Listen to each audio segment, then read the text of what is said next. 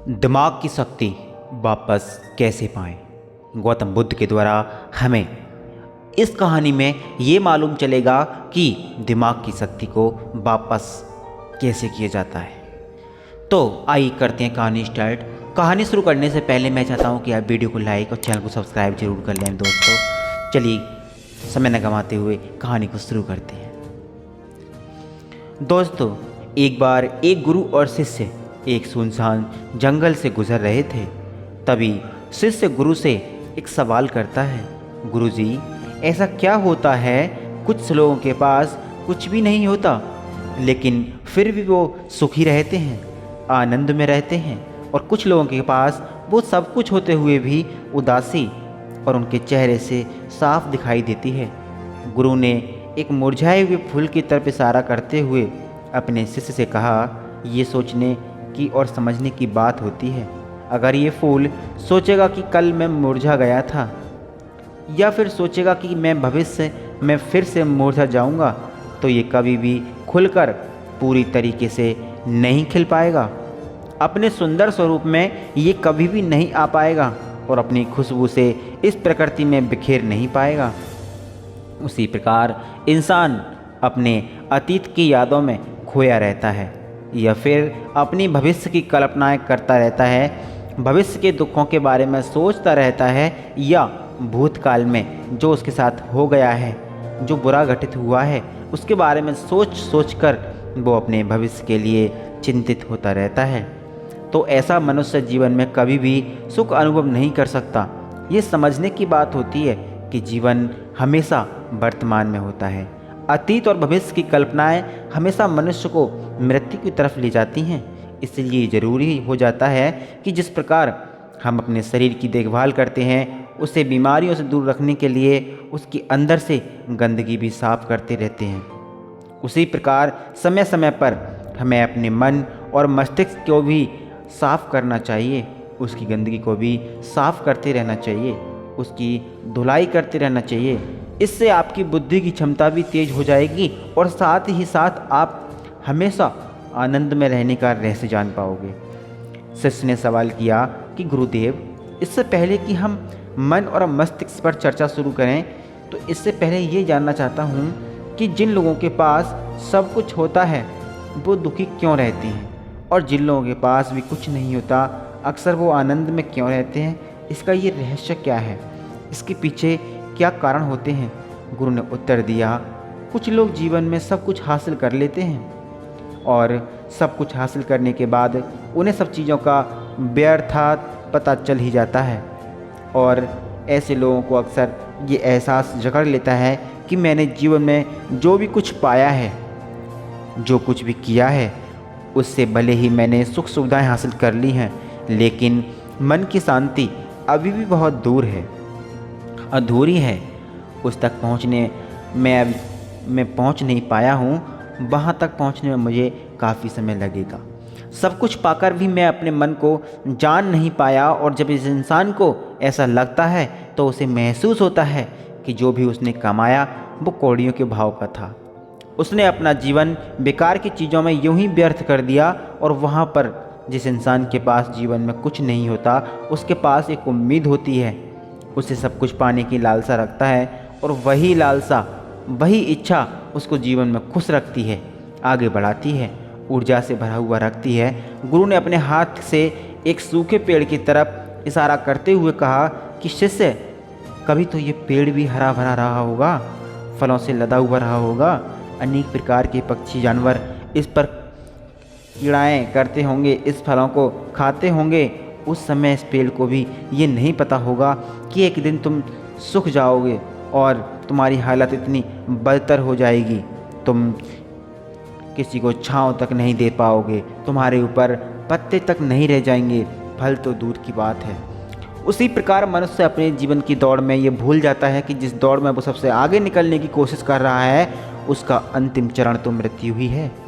काश वो भी इस दौड़ से अलग हटकर ये देख पाए कि उसका अंतिम चरण तुम्हें कहीं नहीं पहुंचाएगा, कि जिस दौर को वो सबसे आगे निकलकर जीतने की ख्वाब देख रहा है, उसके अंतिम चरण मृत्यु हुई है। काश वो कभी जीवन की दौड़ में ठहरकर ये देख पाए कि जिसका अंतिम चरण क्या होगा।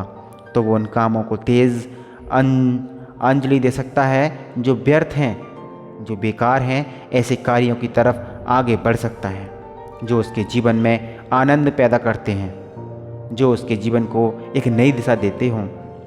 गुरु ने खुद की तरफ इशारा करते हुए उसे समझाया कि एक योगी वो होता है जो जीवन की दौड़ में ठहर जाता है, जो ये समझ लेता है कि जीवन का अंतिम चरण तो मृत्यु ही है।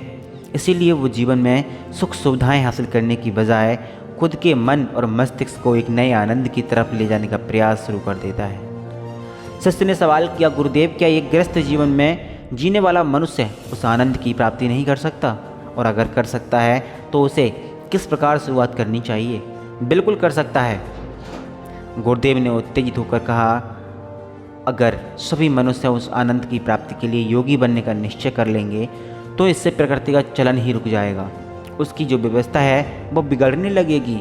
एक सच्चा योगी अपने जीवन में खोज करता है और खोज करने के बाद वो गृहस्थ जीवन में किस प्रकार आनंद को प्राप्त किया जा सकता है वो तरीके सभी को बताता है, ताकि मनुष्य अपने गृहस्थ जीवन का पालन करते हुए उस आनंद की प्राप्ति भी कर सकें। गुरु ने खुद को संबोधित करते हुए उत्तर दिया कि मैंने जीवन में जो भी खोज की है उसके अनुसार मनुष्य को समय समय पर अपने मन और मस्तिष्क की सफाई करते रहना चाहिए। मनुष्य अपने शरीर पर तो ध्यान देता है, लेकिन अपने मन और मस्तिष्क को वो भूल जाता है, उस पर कभी ध्यान नहीं देता, और उसी वजह से मन और मस्तिष्क बूढ़े होते चले जाते हैं। उनमें जवानी नहीं रह जाती, और जब उनमें जवानी नहीं रह जाती तो उन्हें नयापन और ताजगी नहीं रह जाती, जिसकी वजह से एक इंसान में उदासी से भर जाता है। मन और मस्तिष्क की गंदगी की क्या होती है? गुरु, पहले मैं तुम्हें ये बताता हूँ, हर मनुष्य के जीवन में कुछ ऐसी घटनाएं होती हैं जिनके उससे मस्तिष्क पर बहुत गहरा असर पड़ता है। वो जीवन पर्यंत उन घटनाओं को भुला नहीं पाता, और वही घटनाएं उसके मन में पूरी तरह से पक्की बैठ जाती हैं, जो उसके मन में गांठ पैदा कर देती है, और भविष्य में जो भी कोई काम करेगा तो ये घटनाएं उसको प्रभावित कर देंगी। उनके विचारों को, उसके निर्णय को पूरी तरह बदल कर रख देंगी। ऐसी मनुष्य की दृष्टि भी भ्रमित हो जाती है और वो सत्य स्वरूप को नहीं देख पाता। वो चीज़ों को उन घटनाओं से जोड़कर भ्रमित तरीके से देखता है। उदाहरण के लिए, अगर किसी बुरी आंखों वाले आदमी ने आपको धोखा दिया है तो जीवन पर्यंत बुरी आंखों वाले आदमी को हमेशा धोखेबाज समझते रहेंगे, उस पर कभी पूर्ण रूप से विश्वास नहीं कर पाएंगे। लेकिन समझने की बात यह होती है कि जिस इंसान ने आपको धोखा दिया वो धोखा आपको बुरी आंखों से नहीं मिला, वो इस इंसान के स्वभाव से मिला, लेकिन उस इंसान के स्वभाव से हमारे दिमाग में उसका एक चित्र छप गया है, उसकी एक छवि बन गई, और छवि दूसरे आदमी से जब हम संपर्क करते हैं तो बीच में एक दीवार की तरह खड़ी हो जाती है, और इसी वजह से दो लोगों के बीच संबंध बिगड़ जाते हैं। जो मनुष्य के लिए सबसे ज़रूरी यह होता है कि अपने आप को अतीत की घटनाओं से फ्री रखें, स्वतंत्र रखें अपने आप को उन चीज़ों से, उन घटनाओं से प्रभावित होकर वो दिमाग में किसी तरह की छवि ना बनाएं। कुछ लोग इस बात पर ये सवाल खड़ा कर सकते हैं कि फिर जीवन के अनुभव किस काम आएंगे, लेकिन समझने की बात ये होती है कि हम जीवन के अनुभवों से भी भ्रमित तरीके से ज्ञान लेते हैं, गलत तरीके से ज्ञान ले लेते हैं, जिसके कारण सही तरीके से उनसे सीख नहीं ले पाते। ठीक उसी प्रकार जिस तरह उसी बुरी आंखों वालों की आंखें जिम्मेदार नहीं थीं, धोखा देने के लिए उसका स्वभाव जिम्मेदार था, लेकिन मनुष्य अपने अनुभव में उन बुरी आंखों को याद रखेगा और स्वभाव को भूल जाएगा। तो शिष्य अपने गुरु की बातों को इतना खो जाता है कि उसे चलते चलते जंगल के रास्ते में पड़े हुए कांटे दिखाई नहीं देते, और अचानक उसके पैर में एक कांटा चुभ जाता है। गुरु ने उस कांटे को बाहर निकालते हुए उसे गुस्से में उससे पूछा, ये कांटा तुम्हारे पैर में क्यों लगा? इसके पीछे तुम किसे जिम्मेदार मानते हो? बताओ बेटा। गुरु ने कहा कि तुम मुझे भी जिम्मेदार मान सकते हो, क्योंकि मैं तुम्हें एक बातें सुना रहा था। क्या तुम खुद को भी जिम्मेदार मान सकते हो कि तुम मेरी बातों में इतना खो गए कि तुम्हारा रास्ते पर ध्यान ही नहीं रहा? क्या तुम इन पेड़ों को जिम्मेदार मान सकते हो कि जिन्होंने ये कांटे के रास्ते पर बिछा दिए हैं? शिष्य ने उत्तर दिया कि गुरुदेव, इससे मैं खुद को ही जिम्मेदार मानता हूँ, क्योंकि आप तो अपना काम कर रहे थे, इस पेड़ ने भी अपना काम किया, पर मैं अपना काम पूरे होशपूर्वक नहीं कर पाया। अगर मैं चलने पर ध्यान लगाए रहता, अगर मैं आपकी बातों में पूरी तरह से खो नहीं जाता तो मुझे ये कांटा कभी नहीं लगता। इसमें पूरी तरह से मेरी ही गलती है। गुरु ने अपने शिष्य की पीठ थपथपाते हुए कहा और कहना शुरू किया, घटनाएं हमारे मन को प्रभावित करती हैं। जरूरी हो जाता है कि उन घटनाओं को हम किसी भी तरह अपने मन से बाहर निकाल दें। उसके लिए सबसे सरल तरीका ये है कि अपनी भावनाओं को व्यक्त करना सीखो। उसे अपने दिल में, अपने मस्तिष्क में बिठाकर मत रखो। जब तुम किसी दूसरे मनुष्य के सामने अपनी भावनाओं को व्यक्त कर देते हो तो तुम्हारे मन का बोझ हल्का हो जाता है। कुछ लोगों का स्वभाव ऐसा होता है कि वो अपने मन की बात किसी को नहीं बताते। ऐसे लोग अक्सर अपने अंदर ही अंदर दुखी रहते हैं, लेकिन अपने मन की बात किसी को दूसरे व्यक्ति के सामने रख देने से और नहीं बताने से उसके उलट कुछ ऐसे भी व्यक्ति होते हैं जो अपने मन की बात को रख नहीं पाते और उनके साथ कुछ अच्छा या बुरा हो जाता है। जो अपने मन की बात नहीं निकालता वो अपने साथ कुछ गलत कर लेता है। वो अपने मन की बात, अपनी भावनाओं को दूसरे के सामने व्यक्त कर देते हैं। जो अपने मन की बात बता देते हैं, तो तुमने भी खुद महसूस किया होगा कि जो लोग अपने मन की भावनाओं को व्यक्त कर देते हैं वो जीवन में ज़्यादा आनंदित होते हैं। कभी भी प्राकृतिक रूप से आए हुए वेग को रोकना नहीं चाहिए। जिस वेग को हम रोकने की कोशिश करते हैं वो वेग हमें अंदर से ही खाने लग जाता है। अगर तुम्हारा मन किसी बुरी घटना पर रोने का हो रहा है तो चीख चीख कर रो लो यार। अपने आप को रोको मत, उस वेग को पूरी तरह से बाहर आने दो। अगर किसी दूसरी घटना पर तुम्हारा मन खुश होने का, आनंदित होने का हो रहा है तो पूरी तरह नाचो, पूरी तरह गाओ, जिससे कि तुम उस वेग को बाहर निकाल सको। जब वो वेग अपने पूरी गति के साथ बाहर आ जाएगा तो पीछे छोड़ आता है एक खालीपन, एक अकेलापन, एक शांति, एक मौन, एक अनुभूति। गुरु ने शिष्य को समझाते हुए बताया कि जिस प्रकार तेज रफ्तार से चलता हुआ पानी अपने वेग से आने वाली सही बाधाओं को तोड़ देता है, उसी प्रकार हमारे अंदर भावनाओं का उठने वाला अगर बाहर नहीं निकाल पाए तो हमने बांध बनाने की कोशिश की तो उसे बांध को तोड़ देगा और उस बांध को तोड़ने के बाद उसका कचरा हमारे मन के अंदर ही ठहर जाएगा, जो हमारे मन को दूषित कर देगा, उसको गंदगी से बाहर देगा।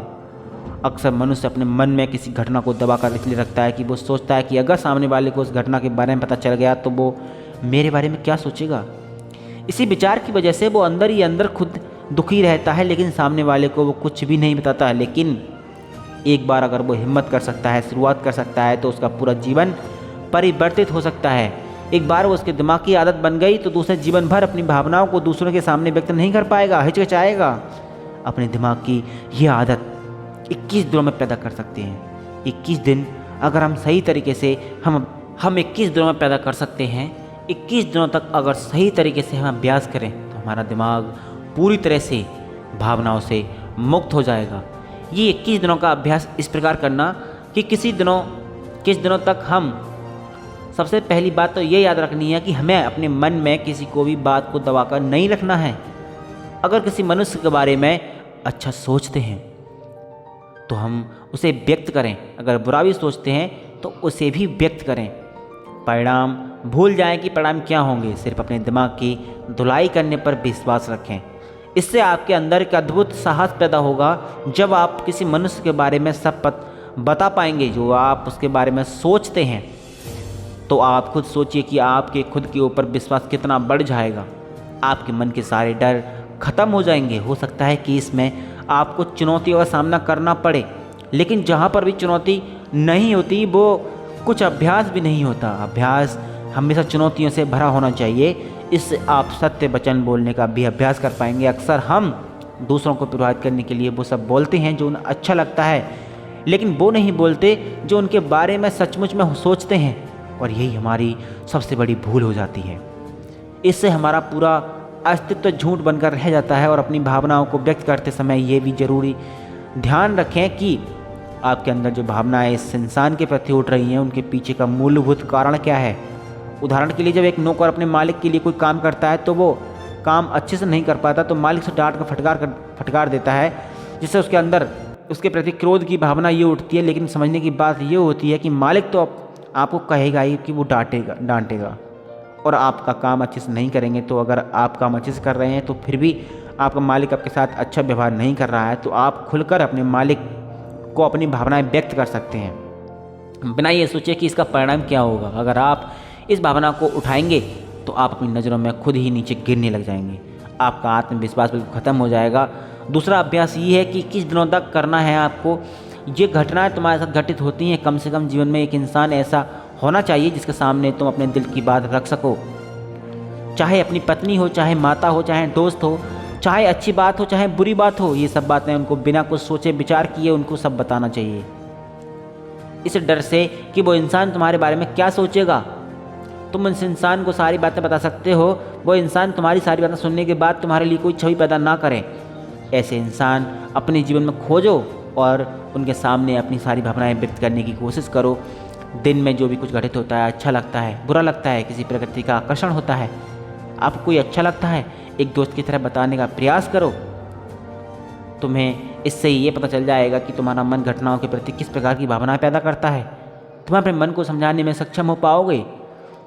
जब तुम किसी दूसरे आदमी को भी ये सारी बातें बताते हो तो तुम खुद भी अपनी प्रतिक्रिया रोकें। उस घटना के प्रति तुम्हारा क्या रवैया रहेगा, उसके प्रति खुद का आकलन भी कर पाते हो। तीसरा अभ्यास तुम्हारे मन को खाली रखेगा, वो योग निद्रा का अभ्यास है। योग निद्रा किस प्रकार लेनी चाहिए, किस प्रकार उसका अभ्यास करना है, वो वीडियो ख़त्म होते ही पता चल जाएगा। जिन लोगों को वो सुनना है अपने आप को सुन सकते हो। ये चर्चा ख़त्म होते होते गुरु से जंगल के पार करके अपने आश्रम में पहुंच चुके थे। दोस्तों, मैं उम्मीद करता हूं कि आपको इस कहानी के माध्यम से एक अच्छी सीख मिली होगी।